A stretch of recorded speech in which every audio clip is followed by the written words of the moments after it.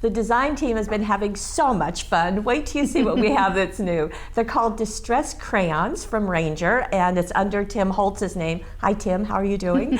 And they are just very, very fun, right? Right. We had a lot of fun playing with them, like Paulette said. Highly pigmented Distress crayons. They're very blendable, and wait till you see the fun things we came up with to show you how to do. Speaking of which, come play with us.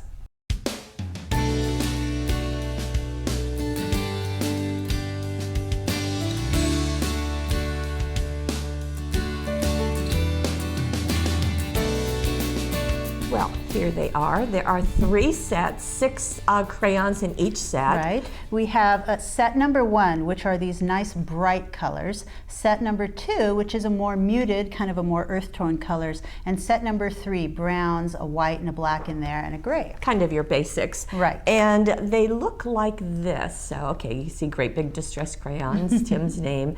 And you pull off the lid, and there they are. And they just swivel up from the bottom and swivel down. So much like a twist crayon, but these are not as waxy as regular crayons are. They're very soft. They're more like the feel of a lipstick, actually. Very creamy, and they mix well with water. So we came up with some fun ways to use that. And like you said, highly, highly pigmented. Right. So, and there are just the 3 sets that are currently available, and the names on them are going to match the ink pads and so forth. Yeah. So they work well with the Distress line of inks, etc. Okay, let's see what to do. Well, we're going to start with scrapbooking. And so with set 1, these beautiful bright colors. And you can see this is the colorist papers, and they look like this. There's a whole set of 6 designs, 12 in the pack, and on the back side they have a dot pattern, but the front side is black and white, just making it really easy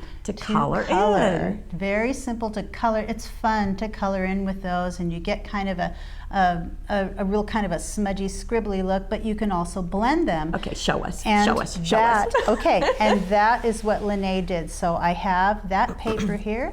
I've got the orange one here. I did some coloring in already, and Susan wanted to make sure that I told y'all that they also dry pretty quickly.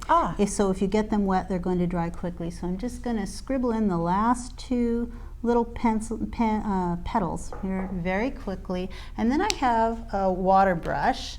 You can use just a paintbrush, but we use this water brush, which is, real quickly I want to show you how to fill this up. You just open that barrel like so. You pull back on this plunger, and while you've got the bottom part in water, and it pulls the water into that barrel. So these are really simple to use. You don't have to constantly re-wet your brush. It's all just right there. And we use this on several of the projects you see here, or just use a regular paintbrush.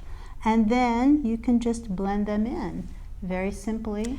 You know, that's funny. When you were saying that it was kind of a waxy, I would not think you could blend those. But they're not as waxy. What I was saying was, they're not as waxy as, crayons, so they're not as hard. That's why they're creamy, because not quite as much wax. And so once they've dried, they're not going to be quite so easy to blend in, but it just makes a beautiful, while they're wet. Right, a beautiful effect really quickly. And while I'm on there, something that Lene did with the page is I've got a cutting mat underneath the paper here. I've got my retractable pen knife, and she just cut around the edges of that flower just like this. This is such a great technique. Not into the flower. This is such a good technique, and it just takes a moment to do, and yet I love the way it looks. So you're going to lift that up. Yeah, and then once you cut it enough, so I would place the photo first so I know where to cut, then I would cut, you lift that up, and then you just tuck your photo underneath it. Just like that. And what I love about it is it lets the page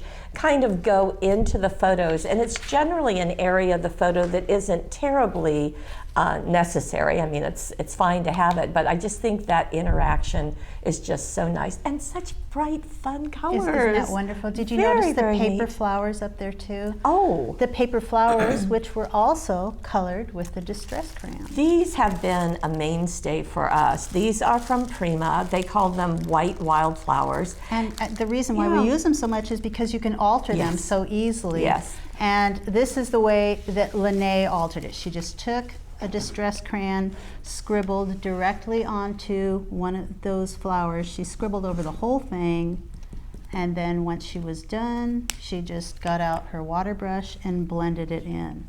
And look at that, it just moves the color around really quickly. So very fun. simple to do. Of course, coloring is just such a nice thing to do. Sure. Now we're going to go to another technique, and this time it's using a stencil. So the stencil has gone on, and I think Lene did this. And oh, I think you've got a demonstration over there too. Okay, so you can see that she's done 3 of them. It looks like this is also still in the bright selection. Right. Actually, let's see. Yes, still in that set number 1, which are those bright colors. And you might be a little surprised at how Lene did this. So let me pull in. She just did that directly onto the card. So you've got your blank card. You're just going to quickly, and this is kind of the fun part, quickly do this. I guess I was thinking she would have done that after the Right. stencil. I know. That's what everybody thought. Well, she's tricky. You know that woman. So we've got that one. We've got this nice teal band in the middle. And look how quick it is. Okay, there's one. And then I'll do the last one. That bright green. Nice Fun bright color green. combination. She didn't go all the way to the bottom so that she could stamp on the bottom with her new stamp set. I think that's from the new thank you stamp set. Okay, she placed the stencil over it. Right. And just about there. And like always, she taped it down. I just sort of ignore that on when we're on air only, really. So a baby wipe, just a regular baby wipe. That stencil is going to be down, and she used the baby wipe to lift the color. Very simple. Wow. So I'm just going to lift it from the flower, go down into the next, and that's all you do. You just sort of wipe it around until it removes all the color. I'm doing it quickly. I don't know if that's how quick it was for her, but here I'm going to go ahead and lift it so you can see. Wow. Isn't that great? Look at that. Super fun and super easy. And I love this sort of scribble technique too. It just sort of makes a nice background. Let me bring it very in. Quickly. So very interesting. So each of those colors, I was kind of wondering when you were doing that if the baby wipe, if you wanted to be careful not to transfer like the orange into the teal, right. but that didn't seem to be an issue. So you're wondering if I was doing it right. Well, I was just wondering if that would be important. Right. So, you know, we want to test it for you so that you don't have to test things. Right. It just goes easily. Very neat. So you can use that technique whether you want to have 3 colors or 1 color, or a small area or a large area. Very fun. So, okay, so we've got colorless papers. Right. Now we've got stencils. Okay. Now we're going to move to yet another look, and this time we're using a stamp. Right. This is the beautiful postcards. This is an 8x8 master sheet. This is one of my favorite stamps beautiful. because it's just fun to color in so many different ways. This time Debbie did it with set number 2, so some more muted colors. She first stamped it with brown StazOn ink, and she did that right onto watercolor paper. Okay, and we've got, this is called cold press watercolor paper, and this has 15 sheets in it. So if you want to get started and kind of just test, this is a nice beginning place because you don't end up with 50 sheets that you aren't sure at first if you're going to continue. So she stamped that large postcard block right onto there, and then she just started coloring. And I'm going to start coloring just on this feather that's here in the center. I'll twist my crayon up. We've been using them a lot. Just sort of randomly all over. I'm coloring on that feather, and then I'm going to add a little color just wherever. And I'm not exactly sure where Debbie did it, but I'm going to do it like this. Now again, this is the set that she used, the number 2 set, right? Right, the number 2, and then a little of this, and then you just start blending. And it's going to look a little different every time, but some nice Which blending. is sort of the fun of it. Right, it just sort of softens it up right away, and I'm wiping off what you're not seeing, I'm wiping off a little bit. I don't want too much water, and that blue is a little dark. I think next time I do this, I will just add just a tiny bit of that blue because I really like the purple and the yellow. But I mean, it's just fun to blend, and when you get it light, then you can still see the stamp through it. And it's just now at this point, if you wanted to add more, say, of the blue, you could do that, or of the maroon. Right, you could just sort of Okay. Add that right And then in go there, back. and then go back. Yeah, you can layer colors with this. It's very simple to layer colors. Now what's interesting is that you did this on watercolor paper, but the very first project that we did, this is just on regular 80-pound paper. Right. So you've got that choice. So coming back to our finished little little card here, you can see that Debbie has done some stamping and cutting out of the leaves as well as the bird. She stamped it a second time, and that jute twine does a nice job of just kind of finishing it. So you can see, just really pretty. And again, leaving part of the area uncolored. Now, we did that with the actually all three of these projects. So you don't have some to, of the white yeah, showing. I think that's really, I love really nice. cutting out the little feathers here. I just think that's a really cute look. And on the inside, thanks a bunch. And she's added a stamp and the feather. So there's the stamp up there. Okay, so stamps. Now we're going to move to an embossing folder. Right. And this is one that will be out shortly. This is not quite out yet. In fact, I don't even have one to show you, but it is framed flowers. Right, and it's just like that. It's a block of 4 together. Yeah. And this is a really interesting look. It kind of reminds me of a wood block stamp, something like that. But I can show you how to create the look, even though I'm not going to use that embossing folder, but I can show you how to create the look. And this was done with, I think, let's see. This is the number 2 set. Yeah, right. I think it was done with this one and the number 3 set. Oh, really? Yeah, both. because she used black on top. Well, so there you go, folks. This is a mix of 2. So she did use the Evanstown paper pack, which is one of our new paper packs that just came out, and it's got this kind of a neat gray texture. So I like that she used the textured paper.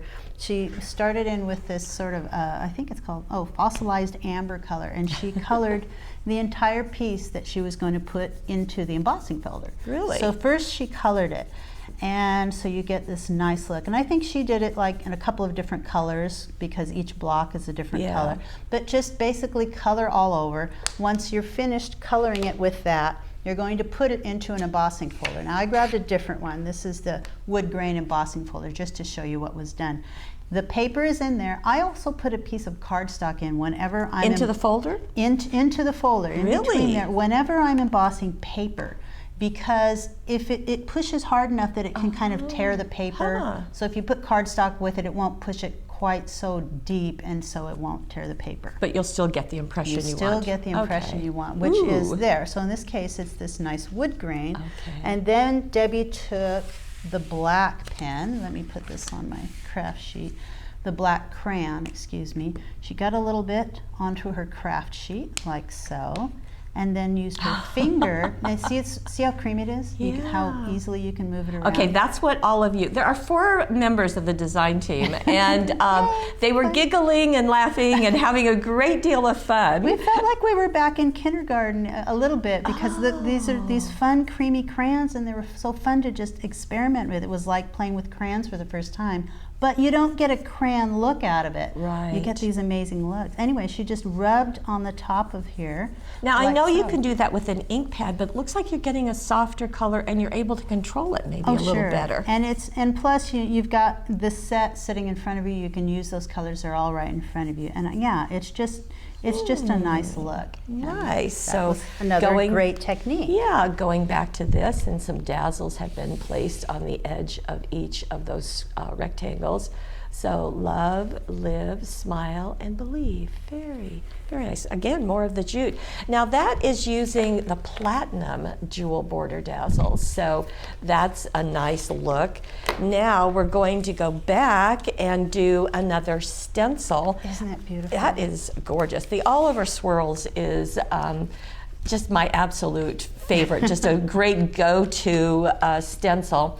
And you can see that it's been done in the background, and I think you're ready to do something else. You are a busy woman. I am. And this tells you all of the demos I'm doing are because everybody was having so much fun. They were doing all these great new techniques, which of course I want to show you. Yes. So here we have from the Bright set. I have this teal and yellow, and Susan first, she actually used the watercolor paper for this. Place this stencil directly over So you're going to tape that in place. Go ahead and please do that.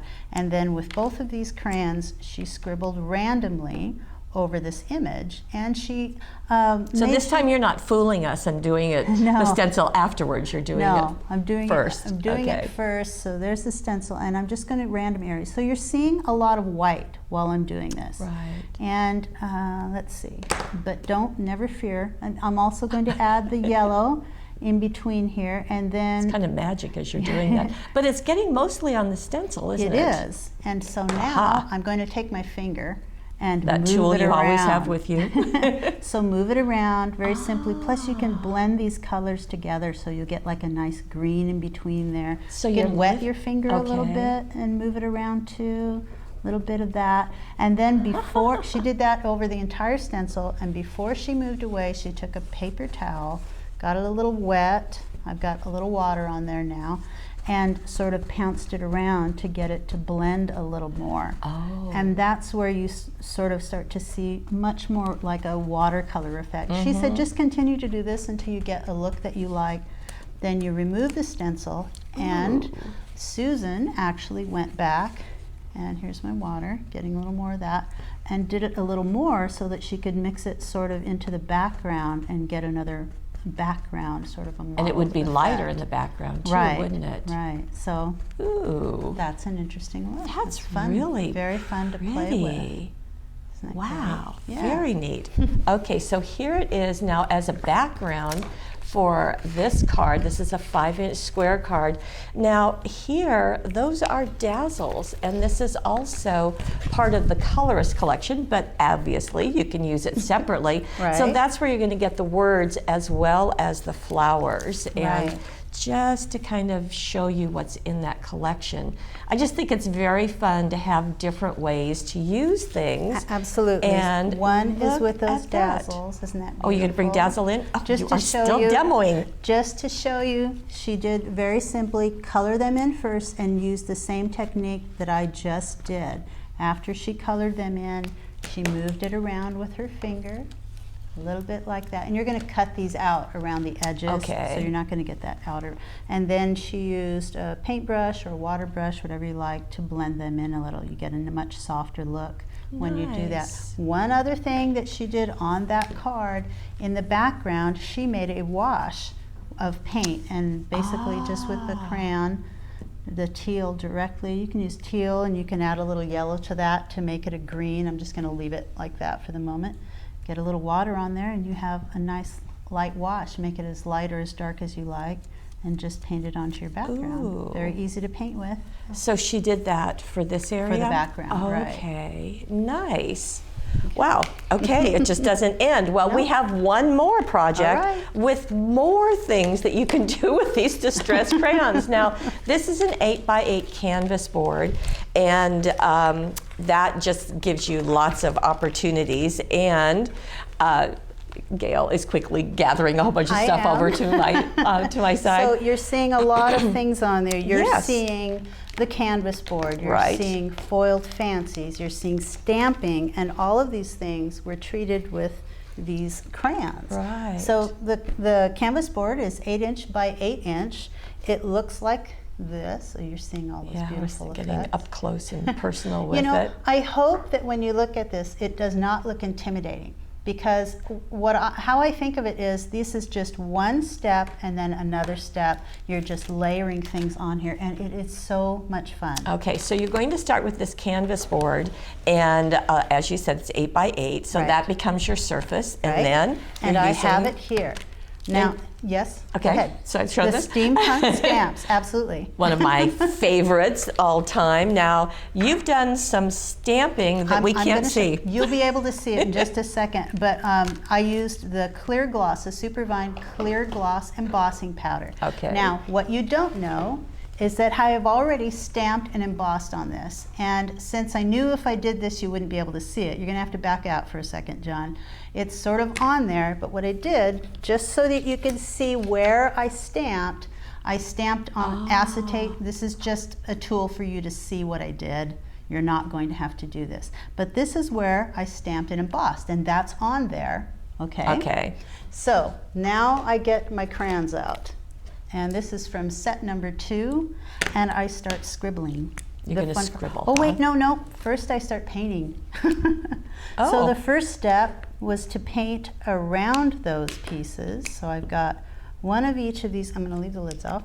One of each of these colors, the red, the purple, the blue, and you can take a nice big paintbrush and some water and take a deep breath, and then and just start going, and you can see it'll start appearing. It'll start appearing. Now it's going to be light at first, and then you're going to get the other colors mixed in as well. Some reds, some pinks. I kind of liked going across the center like that.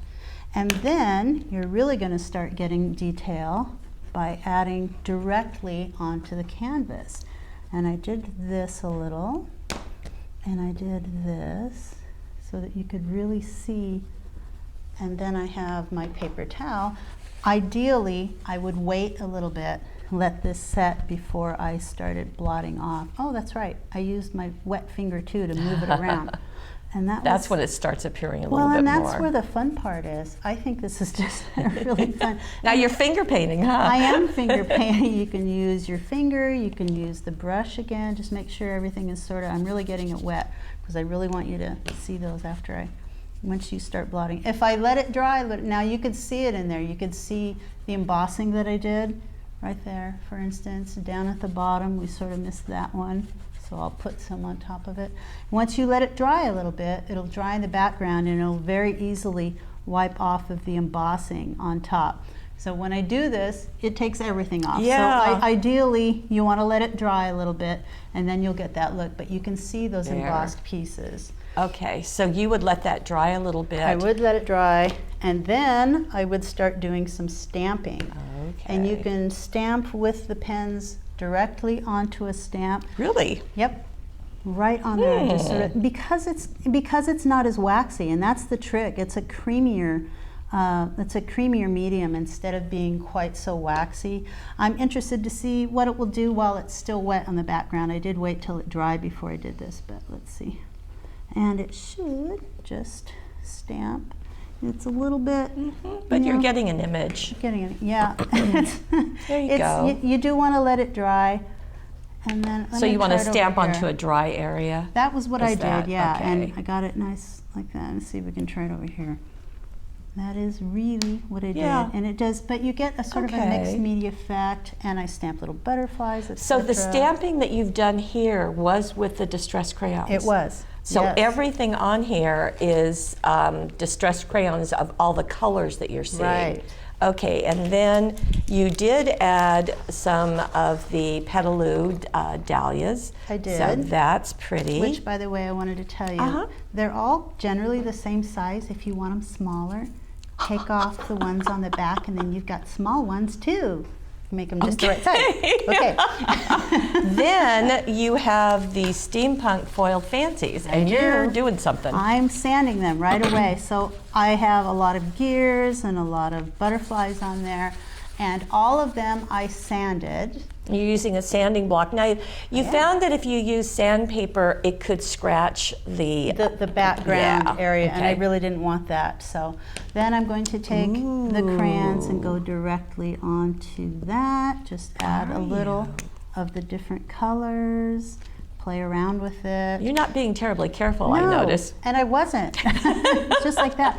And then you just sort of wipe it off, and it's going to hang around sort of in the little recesses, so it just gives it a nice little tint. Leave on or take off as much as you want, and that's You'd probably nice even look. blend it with your finger, right? Oh, absolutely. And afterwards, you could even sand it a little more to get that silver to pop up again. Right. Fun. Ooh, and let's get a close-up here.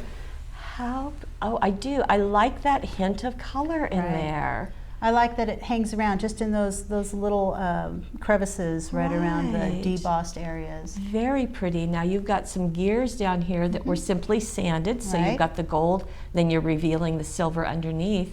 and then more right there. So mixing the gears and the flowers, I love that combination. Added some ribbons and some jute, and you've got the stamping that's been done in a couple of areas, gearing up for a good time. And then you've stamped on top of the embossed stamping. So and lots of extra stamping. I did stamp in Stays on Black right in the center, so you could really see it, one good stamp there. And then you've added some ribbons at the bottom and at the back, so you just and I used Ultra Tape to Okay. attach that on. I think the canvas is just heavy enough that you should use Ultra Tape. So very fun. So basically anything you own, you can use distress crayons on. They do. They work on canvas. We're told that it works on wood, so I haven't tried it, but lots of different fun techniques. Very fun, and you can join the design team in giggling and having fun as you're doing your crayons. And play.